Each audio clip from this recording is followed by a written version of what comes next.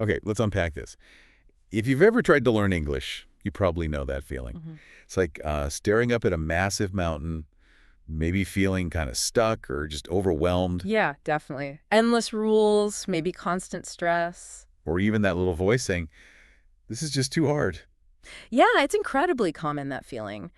The picture most people have of language learning is often pretty, well, dry, isn't it? Totally. Sitting with textbooks, memorizing lists. Feeling the pressure of slow progress, it can feel like a real grind. But our sources for this deep dive, they really challenge that idea head on. Right, they suggest learning English doesn't have to be this intense uphill battle. What if it could actually be, well, simple, Hmm. maybe even enjoyable? What if it could feel, dare we say, effortless? That's exactly what we're diving into today. Our mission here is to pull out the most powerful, um, practical ideas from these sources. Ideas that can fundamentally change how you approach learning English. Yeah, moving away from the stress and towards something that feels, I don't know, more natural, maybe even fun.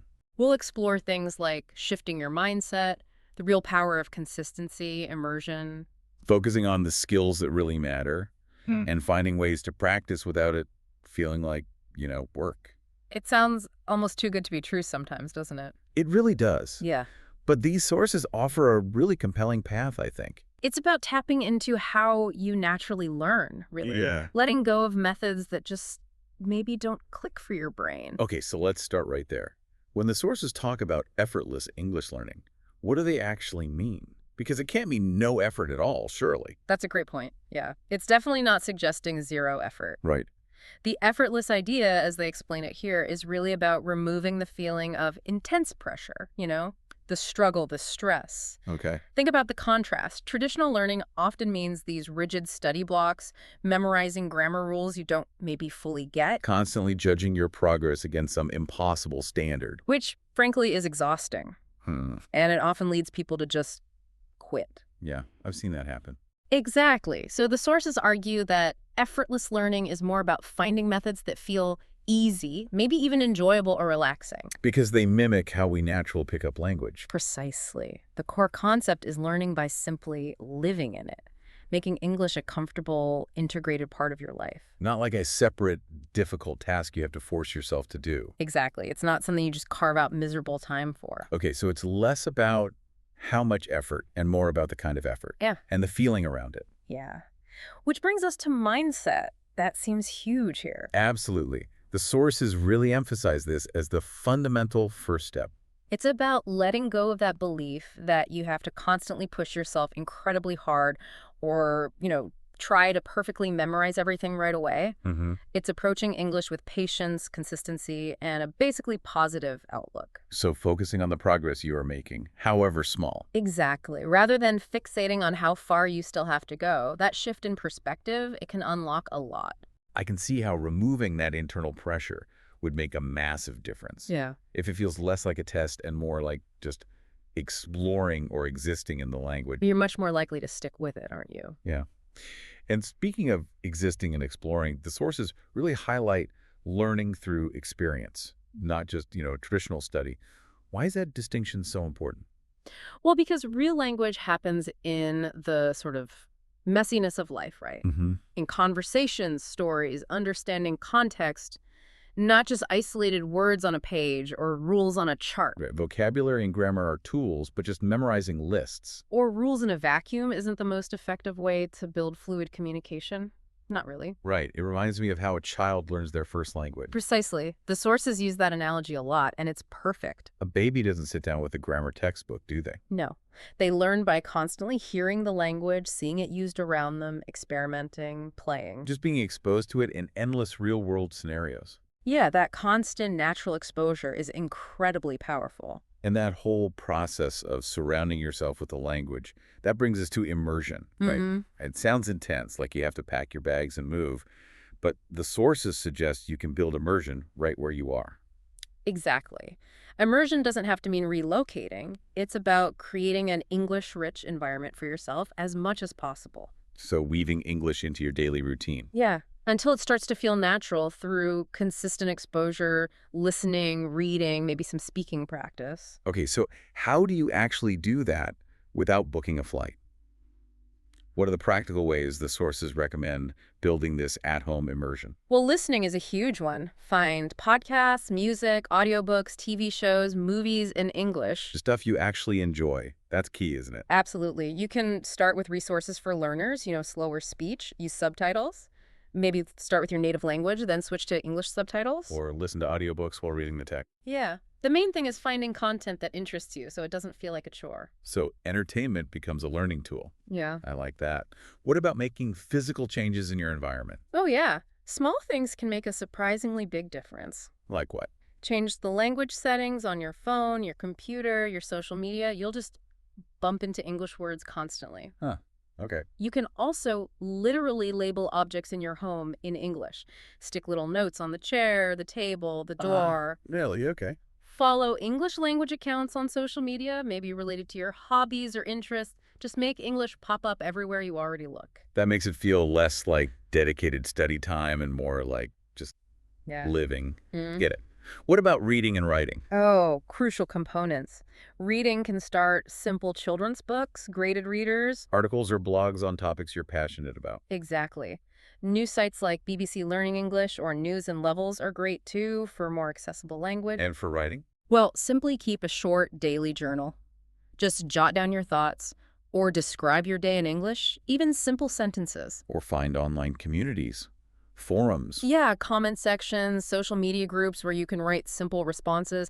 The point is to actively use the language in ways that fit into your existing habits. It sounds like the power of immersion is just making English so present in your life that you can't help but absorb it, a bit like a child does. That's a good way to put it. And when you're doing all this immersing, which skills should you really prioritize? The sources place a really significant emphasis on listening and speaking. Okay.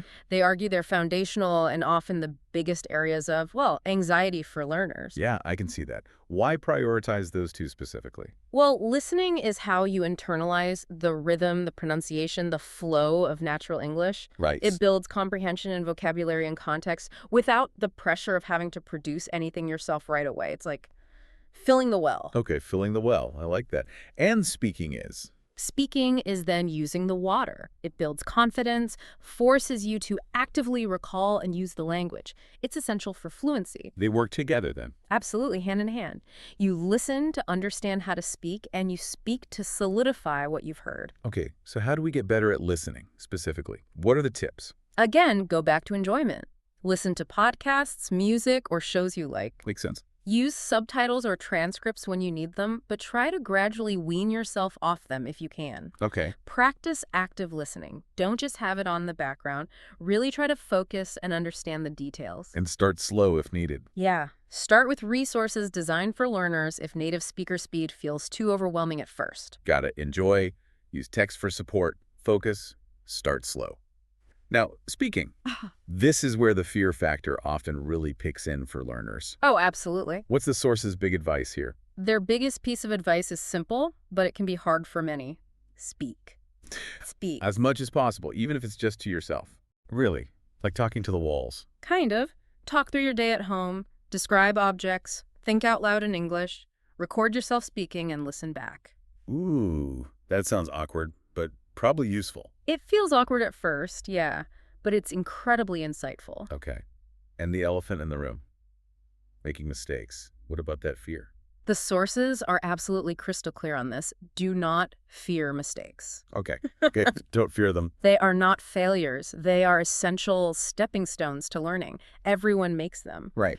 And honestly, most native speakers are kind and just appreciate that you're making the effort. That's true. Mistakes are how you learn what doesn't work, and they can even create memorable, sometimes funny moments. Like the classic cup of cow story. Exactly. Instead of cup of coffee, it happens. Okay, that puts it into perspective.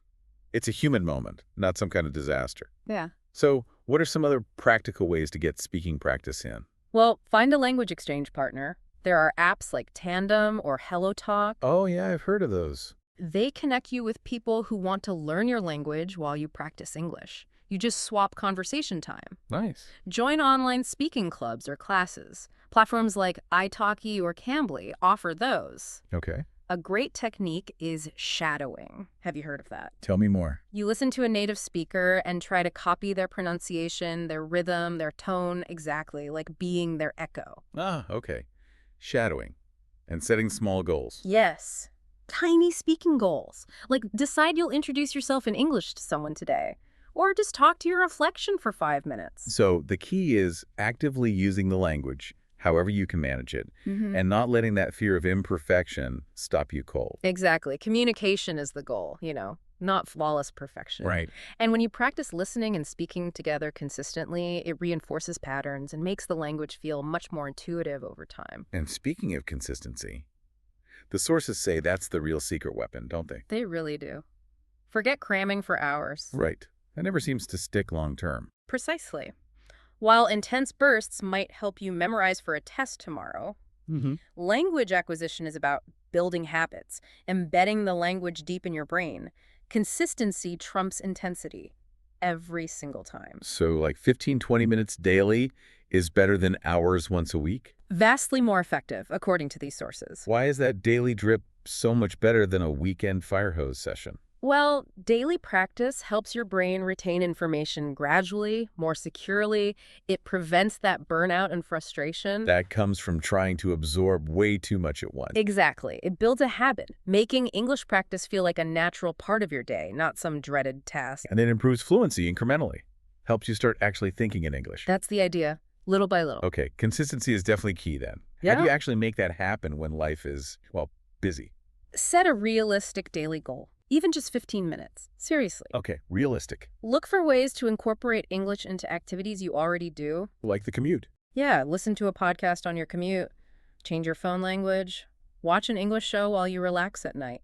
Small moments add up. They add up dramatically over time.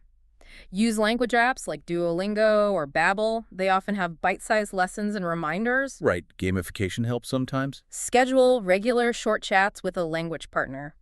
Track your progress. Seeing how far you've come is a huge motivator. Yeah, seeing proof is good. And make your practice enjoyable. If it's fun, you'll stick with it.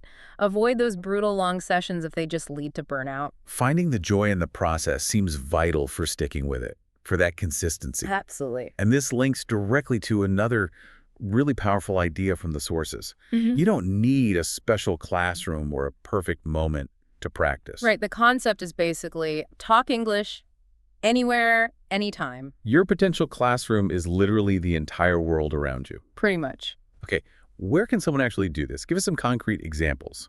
Well, think about your daily interactions. At work or school, try some simple small talk in English if you have international colleagues or classmates. Just basic stuff. Yeah. When you're getting coffee or food, try ordering in English. Prepare a sentence or two if you need to. Right. If you live in a place tourists visit, maybe practice giving simple directions. Oh, Obviously, online platforms like Tandem or HelloTalk are designed specifically for this kind of practice. and you even suggested talking to yourself earlier. Is that really a thing? Yes, it might sound a bit odd, but it genuinely works. Ow. Narrate your actions at home in English. I am washing the dishes. I need to buy milk. It forces you to form simple sentences, retrieve vocabulary. Okay. I Yeah. can see that. What else? Practice during travel, ordering at airports, asking simple questions at hotels, even brief interactions at public events. Use smart assistants. Yeah. If you use Siri or Alexa or Google Assistant, try switching them to English and asking them questions or setting reminders. It sounds like it's about being creative and maybe a little bit brave, seizing those micro moments throughout the day. Exactly. And the sources suggest taking this a step further by setting small challenges for yourself. Ooh, I love that idea. What are some examples of these mini challenges? Okay, here's one you could try today. Talk to someone in English. Anyone. Anyone. A friend, a colleague, even just asking a simple question at a shop if you feel brave enough. The point is just to speak out loud to another human. Okay, that's a clear challenge. Or, next time you order food, do it entirely in English. Preparing those sentences beforehand probably helps with the nerves on that one. Definitely helps. Another challenge. Record yourself speaking for just 1 minute on any topic. Like describing your room. Yeah, or your plans for the day. Listen back, you'll surprise yourself with what you can do, and you'll spot areas to work on. What else? Challenge yourself to think or speak only in English for a set time, like 10 minutes, even if it's just talking to yourself. 10 minutes of only English. Yeah. Got it. You could also write a short message in English, a text to a friend, a comment online. Hmm. Watch a short YouTube video or a clip without subtitles and just see how much you understand. That's a good test. Attend a free online English event, even if you just listen in. Or, a super simple one, learn just one new English word today and try to actually use it in a sentence. These all sound like really manageable steps that could add up quickly if you did them regularly. They really are. And the most important thing when doing these challenges is say it with me. Don't fear mistakes. Exactly. The goal is to push your comfort zone just slightly and make progress, not to achieve perfect fluency in one single go. Right. And throughout all of this, changing the mindset, immersing yourself, focusing on speaking and listening, practicing consistently anywhere, maintaining a positive outlook seems absolutely critical. It really ties everything together, doesn't it? Yeah. Learning a language is a journey. It has ups and downs. Definitely. Staying positive is key to pushing through frustration, overcoming fear, and just staying motivated long term. And it actually helps you learn better. Yeah, a positive mindset helps you see challenges as opportunities to learn, and it actually improves your ability to retain information. It reduces that stress barrier. So what did the sources suggest for actively cultivating that positivity and motivation when things inevitably get tough? Okay, first, set clear, small, achievable goals. Things you can actually reach. And celebrate the wins. Celebrate every single win, no matter how minor. Understanding a sentence you didn't before, successfully ordering that coffee, using a new word, acknowledge it. Track your progress. Yes, maybe in a simple journal or an app, seeing how far you've come is incredibly powerful motivation when you feel stuck. Remind yourself why you started. Reconnect with your why. Why are you learning English? Career, travel, connecting with family. Keep that reason front and center. Write it down, maybe. That why can definitely be a powerful anchor when things get difficult. Totally. Also, mix up your learning methods. Keep things fresh, interesting. Avoid boredom. Surround yourself with positive people. Yeah, other learners, supportive friends, encouraging online communities. Avoid negativity if you can. And the mistakes again? Embrace them. Learn from them. Don't be hard on yourself. Reflect on what went wrong and move on. What about when you just feel really frustrated? Take a short break. Switch to a different, maybe easier activity for a bit. Refresh your mindset. And above all, be patient with yourself. Trust the process. Exactly. Learning takes time. Progress isn't always a straight line upwards. Focus on the journey itself. Those are great reminders. It's so easy to get discouraged if you expect overnight miracles.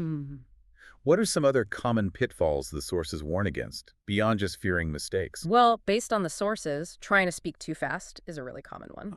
Clarity is much more important than speed, especially when you're starting out. Okay. What else? Overthinking grammar while you're trying to speak, it just trips you up. Focus on getting the idea across first. Yes. Yeah. Focus on communication.